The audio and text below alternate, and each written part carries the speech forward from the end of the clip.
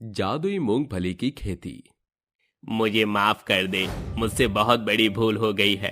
पैसों के लालच में इतना अंधा हो गया कि तुझे ही घर से बेघर कर दिया, तेरे साथ छल कपट किया और इन सब का आखिर मुझे सजा मिल ही गई। भाई मुझे एक मौका दे दे, हम साथ मिलकर खुश रहेंगे। आखिर आपकी आंखों से पैसों की पट्टी उतर ही गई। देखा भाई, अपना खून अपना होता है। जो अपने भाई पर विश्वास नहीं करता उसे दूसरों से दगाबाजी ही मिलती है। मैं जानता हूँ, मैंने बहुत बुरा किया, और वो भी सर्दी में तेरे साथ। ऐसा किया मैंने, मैं बहुत बुरा भाई हूँ। आखिर दोनों भाइयों में किस बात की कड़वाहट थी जिससे विराट ने अपने भाई से माफी मांगी? आखिर उसे किस चीज की दगाबाजी मिली थी? पूरी बात जानने के लिए हमें कहानी में कुछ समय पीछे जाना होगा, जहां विराट अपने छोटे भाई घनश्याम के साथ एक ही छत के नीचे बड़े प्यार से रह रहा था। पर कुछ समय बाद उनके पिता रविंद्र की चलती बीमारी के कारण अचानक मौत हो गई। दोनों भाई और जमीन जायदाद सब तितर बितर हो गए थे। तभी रविंद्र का बड़ा भाई नरेंद्र आता है और दोनों भाई अपने ताऊ के गले से लिपटकर रोने लगते हैं। बस बस बच्चे, रोने की जरूरत नहीं है। मैं हूं ना, मैं तुम्हारा मार्गदर्शन करूंगा। मैं भी तो तुम्हारे पिता समान ही हूं ना। हाँ ताऊ जी, अब आप ही बताइए, हम कैसे रहेंगे पिताजी के बिना? उनके खेत और जमीन को कौन देखेगा? हाँ ताऊ जी, बड़े भैया सही कह रहे हैं। वो होते तो हम दोनों भाई मिलकर खेत को संभाल लिया करते थे, पर अब कैसे देख रेख होगी? अरे तुम दोनों भाई चिंता क्यों करते हो? मैं हूं ना। देखो, रविंदर के दो दो खेत थे। एक जो बहुत उपजाऊ था, दूसरा सूखा पड़ा था। अब उस सूखे वाले खेत को भी तो देखना पड़ेगा ना। तो विराट बेटा, उपजाऊ खेत को ही संभाल कर उसके अनाज को बेचो, और घनश्याम बेटा तू सूखे खेत को देख ले, मेहनत कर। देखना एक दिन जरूर उसमें अनाज उगेंगे, और तू छोटा है तो तुझे खेती करनी भी आ जाएगी इस बहाने। ठीक है ताऊ जी, आप जैसा कहते हैं वही ठीक है। इतना सब कहकर नरेंद्र चला जाता है। फिर अगले दिन भी आकर नरेंद्र अकेले में विराट को खूब भड़का देता है। तभी वह बोलता है, हाँ ताऊ जी, ये तो मैंने सोचा ही नहीं। कल को मेरी शादी होगी, बीबी बच्चे होंगे, तो कम से कम मेरे पास खेत तो रहेगा। बहुत शुक्रिया आपने जो मुझे बता दिया। अरे बताऊंगा तो मैं तुझे सही वक्त आने पर। क्या सोच रहा है बेटा, तू इस खेत को संभाल लेगा ना? हाँ ताऊ जी, ये खेत मेरा है और मैं इस पर अच्छे से काम करूंगा। ठीक है। और हाँ बेटा, इस खेत पर कब्जा करके रखना। अपने भाई को जरा सा भी हिस्सा देने की जरूरत नहीं है। जी ताऊ जी। ऐसा कहकर नरेंद्र विराट को उसके छोटे भाई के खिलाफ भड़का देता है और घनश्याम को सूखा खेत संभालने के लिए दे देता है। घनश्याम बहुत भोला और बड़ों का आदर सम्मान करने वाला था, इसलिए नरेंद्र या विराट जो भी उससे कहते वो सब कुछ सुन लिया करता था। फिर घनश्याम ने मूंगफली की खेती की, मगर 2 महीने में वहाँ कुछ प्रभाव नहीं पड़ा। वक्त बीतता है, नरेंद्र बीच बीच में आकर विराट को भड़का दिया करता था, और एक दिन विराट खाना खाते हुए घनश्याम से कहता है, अगर मुझे इस घर पर कब्जा करना है तो मुझे घनश्याम को यहाँ से निकालना होगा। घनश्याम, ओ घनश्याम, बस बहुत हो गया, अब तो इस घर में नहीं रह सकता। पर भैया क्यों? क्या मुझसे कोई गलती हुई है? तो कोई गलती कर ना दे, इसलिए मैं तुझे घर से आज निकाल रहा हूँ। तू कहीं भी रहे, पर इस घर में नहीं रहेगा। अब से ये घर मेरा है और ये मेरा हिस्सा है। भाई, मुझे घर से दूर क्यों कर रहे हो? यहाँ तो पिताजी की यादें बसी हैं। हाँ मैं जानता हूँ, पर मैंने एक बार कह दिया तो कह दिया। तो इस घर को छोड़कर चला जा, आज और अभी। ठीक है भैया, अगर आपकी यही मर्जी है तो मैं यहाँ से चला जाता हूँ। ऐसा कहकर घनश्याम अपना थोड़ा बहुत सामान बांधकर घर से चला जाता है और कहता है, हे भगवान, अब मैं कहाँ जाऊँ? ऐसी हल्की ठंड में मैं कहाँ रहूँ? नवंबर का महीना लग गया है। ऐसा करता हूँ, अपने खेत में चला जाता हूँ। उसके अलावा मेरे पास और कुछ है भी नहीं। वहीं सो जाऊंगा, और वहाँ तो पिताजी की समाधि भी है। कम से कम एहसास तो होगा मुझे कि पिताजी मेरे साथ हैं। ये कहकर घनश्याम अपने खेत में जाकर खटिया डालकर एक पेड़ के नीचे सो जाता है। अगले दिन वो उठता है और कहता है, पता नहीं इस खेत में कभी मूंगफली की खेती होगी भी या नहीं। लेकिन मैं एक बार और मेहनत कर लेता हूँ। अगर ये खेत मूंगफली देने लगेगा तो उससे मैं थोड़े बहुत पैसे कमा लूंगा। पहले की तरह वह उस मूंगफली के खेत को उपजाने की सारी कोशिश करता है, ख्याल रखता, मगर कुछ नहीं होता। फिर एक हफ्ते बाद अचानक से उसके खेत में बहुत सारे मूंगफली के पौधे उग जाते हैं। ये देखकर वो बहुत हैरान होता है। भला ये चमत्कार कैसे हुआ? आज तक तो कभी इस खेत में इतनी मेहनत करने पर भी न एक फल उगा न सब्जी, पिताजी के सामने भी नहीं। फिर अचानक से आज इतनी सारी मूंगफलियों के पौधे कैसे आ गए? चलो भगवान की कृपा से आखिर ये खेत भी हरियाली हो गया। ऐसा कहकर वो मूंगफली को इकट्ठा करता है। रात को जब वो सोता है तो उसे एक आवाज आती है। घनश्याम, घनश्याम, मेरे पास आओ। अरे ये आवाज कहां से आ रही है? जरा जाकर देखता हूँ। इस आवाज के पीछे पीछे जाकर घनश्याम अपने पिता की समाधि के सामने खड़ा हो जाता है। तभी उस समाधि में से उसके पिता की आत्मा निकल कर आती है। घनश्याम बेटा, ये सब मैंने तेरे लिए किया है। इन लोगों ने इस खेत की कोई कीमत नहीं समझी, लेकिन अब तू इससे अपना पालन पोषण कर सकता है। तेरे भाई और तेरे ताऊ ने तुझे मिलकर धोखा दिया है। तू ना समझ है और उसी का फायदा उठाकर इन्होंने तुझे बंजर जमीन दे दी। ये बंजर जमीन कुछ कर नहीं सकती थी, इसलिए मैंने इसे जादुई खेत में तब्दील कर दिया। अब बेटा आगे तुझे ही अपना ख्याल रखना है, मैं तो हूं नहीं। और हाँ, तू जितनी भर भी इस मूंगफली को खेत से निकालेगा ये उतनी ही बढ़ जाएंगी। तुझे कभी खाद डालने की भी जरूरत नहीं पड़ेगी। एक दिन विराट को अपनी गलती का एहसास होगा। ये कहते ही उसका पिता वापस समाधि में चला जाता है। इतना सब कुछ हो गया, पता ही नहीं है। कोई बात नहीं, मैं इन मूंगफलियों को बेचकर अपना पेट पाल लूंगा। ऐसा कहकर वो सो जाता है और अगले दिन उन लोगों को ऊंचे ऊंचे दाम में बेचने लगता है, जिससे वह बहुत पैसा कमाता है। इस तरह से महीने भर वह जादुई मूंगफलियों से बहुत मुनाफा कमाता है। फिर कहीं से नरेंद्र और विराट को ये भनक पड़ जाती है कि घनश्याम के बंजर खेत में मूंगफली की बहार आ गई है। वो ये बात बताने अपने ताऊ के पास जाता है। ताऊ, आपने देखा? घनश्याम पता नहीं कैसे उस बंजर खेत में मूंगफलियां उगाने लग गया। खैर हमें क्या, वैसे भी मेरे पास तो खेत है ही अपना। अरे कौन सा खेत बेटा? जिस खेत की तुम बात कर रहे हो उस पर तो मेरा कब्जा है। अब तुम्हारे पास कुछ भी नहीं है। ताऊ, ये आप कैसी बातें कर रहे हो? आपने ही तो बोला था कि उस पर अपना कब्जा जमा कर रखो, मेरा खेत है। वो सब तो मैंने अपने लिए किया था ताकि मैं तुझसे वो खेत छीन सकूं।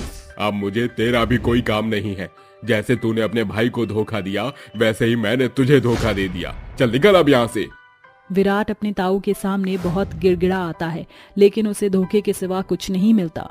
फिर वह रो धोकर घनश्याम के पास पहुंचता है और उसके पैरों में गिड़गिड़ाते हुए कहता है। घनश्याम, मेरे भाई मुझे माफ कर दे। मैंने तेरे साथ बहुत बुरा किया है, उसी का शायद आज मुझे सिला मिला है। क्या मतलब भाई, आपकी ये हालत ये कैसे हो गई? आपके पास तो खेत है ना जिसका आप मुनाफा उठा रहे हो। नहीं मेरे भाई, वो खेत मेरे पास था, अब ताऊ जी ने उस पर कब्जा कर लिया है। उन्होंने मुझे तेरे खिलाफ भड़काया और मुझसे खेत छीन लिया। ये षड्यंत्र वो बहुत समय से रच रहे थे और आज मुझे मालूम हुआ मैं तेरा गुनहगार हूँ। मुझे माफ कर दे मेरे भाई। कोई बात नहीं भैया, मेरे सामने माफी मांगकर मुझे शर्मिंदा मत करो। आपको अपनी गलती का एहसास हो गया है, यही काफी है। हम दोनों हैं ना, पिताजी के आशीर्वाद से इस जादुई मूंगफली के साथ खेत से हम बहुत मुनाफा कमा सकते हैं। आप चिंता मत कीजिए, मैंने आपको माफ कर दिया। इस तरह दोनों भाई उस मूंगफली के खेत को मिलकर संभालते हैं, उसे बाजार में ऊंची कीमतों में बेचते हैं और कुछ समय बाद शादी करके खुशी खुशी रहते हैं। सुनहरा जंगल। रजत अपने परिवार के साथ एक गंगापुर गांव में रहा करता था। वो जंगलों से लकड़ियां काट कर और उन्हें बेचा करता था। वो इसी तरह अपना और अपने परिवार का गुजर बसर करता था। उसका बेटा गौरव इंजीनियरिंग की पढ़ाई के लिए विदेश गया हुआ था। रजत रोज सुबह लकड़ी काटने जंगल में जाता था। शाम होने पर वो वापस लौटता है। उसकी गैर हाजिरी में उसकी पत्नी सीमा की तबीयत बहुत खराब हो गई थी। वह घर पहुंचकर सीमा को आवाज लगाते हुए बोलता है, सीमा, आज खाने में क्या बनाया है? फटाफट खाना लगा दो, मुझे बहुत जोर से भूख लगी है। मेरी तबीयत ठीक नहीं है और मैं बिस्तर से उठ भी नहीं पा रही हूँ। इस वजह से मैंने खाना नहीं बनाया है। आप मुझे डॉक्टर के पास ले चलिए। अरे क्या हो गया तुम्हें? इतना बोलकर रजत सीमा के सिर पर हाथ रखता है। उसका शरीर भट्टी की तरह तप रहा था। सीमा की सांसें बहुत तेजी से चलने लगी थी। वह अपने सीने पर हाथ रखते हुए हाँफने लगी थी। वो थोड़ी देर बाद बेहोश हो जाती है। रजत जल्द से जल्द उसे हॉस्पिटल लेकर जाता है। डॉक्टर उसका चेकअप करते हुए बोलता है, देखिए आपकी बीवी की कंडीशन बहुत ज़्यादा खराब हो रही है। उनके बचने के चांसेस बहुत कम हैं क्योंकि उन्हें सीवियर हार्ट प्रॉब्लम है। अगर जल्द से जल्द इनका ऑपरेशन नहीं किया गया तो ये अपनी जान गंवा बैठेंगी। ऑपरेशन का कुल खर्चा 3 लाख रुपए तक पहुंच सकता है। लेकिन डॉक्टर साहब, मैं इतनी बड़ी रकम कहाँ से लाऊंगा? मैं सिर्फ एक मामूली लकड़हारा हूँ। कुछ भी करके आप मेरी पत्नी को बचा लीजिए। पेशेंट की जान बहुत खतरे में है। आप जल्द से जल्द पैसों का बंदोबस्त करिए, तभी हम आगे कुछ कर पाएंगे। उनके लिए स्पेशल डॉक्टर को विदेश से बुलाना पड़ेगा और उनकी फीस बहुत ज्यादा है। ये केस किसी आम डॉक्टर के बस की बात नहीं है। आप मेरी पत्नी को बचाने के लिए भगवान को भी बुला लो, लेकिन मेरी पत्नी को कुछ नहीं होना चाहिए। मैं पैसों का इंतजाम करता हूँ। रजत सोच में पड़ जाता है और वह उदास होकर घर की तरफ जाने लगता है। रास्ते में उसे एक जंगल से होकर जाना था। वो रास्ते में चल ही रहा था कि उसे मंत्रों की जाप की आवाज सुनाई देती है। वो आगे की ओर बढ़ता है और एक बड़ी चट्टान पर किसी साधु महात्मा को तपस्या करते हुए देखकर उन्हें हाथ जोड़कर नमन करता है। लेकिन तभी उसकी नजर उनके आसपास पड़ती है, जहाँ एक सांप उनके कमंडल के इर्द गिर्द घूम रहा था। वह सांप साधु को डसने ही जा रहा था कि तभी रजत सांप को एक टहनी से दूर कर देता है। सांप वहां से भाग जाता है और इन सब के बीच साधु की तपस्या भंग हो जाती है। वह गुस्से में रजत को बोलते हैं, तुमने मेरी वर्षों की तपस्या भंग कर दी। मैं तुम्हें तुम्हारी इस गलती के लिए कठोर दंड दूंगा। लेकिन बाबा, मैंने आपकी जान बचाई है और आप मुझे ही दंड दे रहे हो। एक सांप आपके आसपास घूम रहा था, आपको डसने वाला था, लेकिन मैंने उसे भगा दिया और आपकी जान बचाई। क्या? मेरी जान बचाई? बेटा, मुझे गलतफहमी हो गई, मुझे माफ करना। मेरी जान बचाने के लिए धन्यवाद। आप धन्यवाद मत कीजिए, आप तो ज्ञानी संत हैं, आपसे कभी भूल नहीं हो सकती।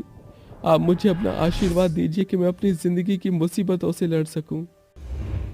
क्या बात है बेटा, तुम बहुत परेशान लग रहे हो।